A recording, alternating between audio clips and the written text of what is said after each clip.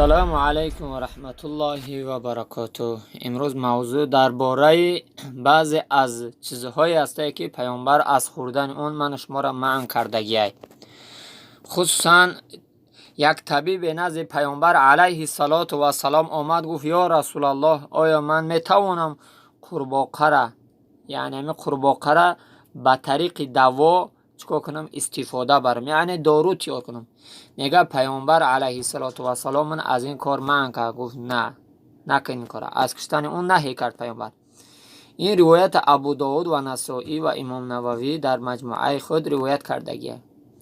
به همین خاطر برادر در ضمن این حدیث من چند چیزی را میخواهم واسم شما برسونم که روزا بعضی برادرای هستن که الحمدلله تن صحت دارن یا بیمار هم باشن داروهای بهترین موندگی چیزهای حرام میخورن، مثل سگ، از خوک، از دیگر چیزها میخورن. میگم ما بیمار هستیم ایو خنکی ما را دور میکنن. نعوذ بالله.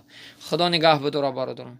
مسلمان یکی از مصیبت هایی که امروزه دعاش مستجاب نمیشوه این حرام خوری مسلمانه.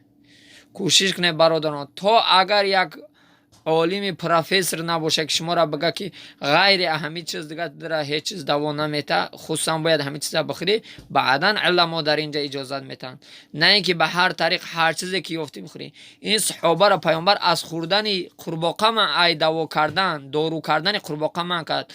چه جایی که امروزه مسلمان ها دارن خوک میخورن، سگ میخورن، دیگر چیزها عرق میخورن برای بیماری. خدا نگه بداره. از این چیزهای حرام دست بکشه که یکی از مصیبت هایی که امروز دعای مسلمان مستجاب نمیشه، روز شب نماز میخونه مستجاب نمیشه، این حرام خوری مسلمانه. خدای مهربان همیشه ما را به حلال خوردن موفق بگرداند.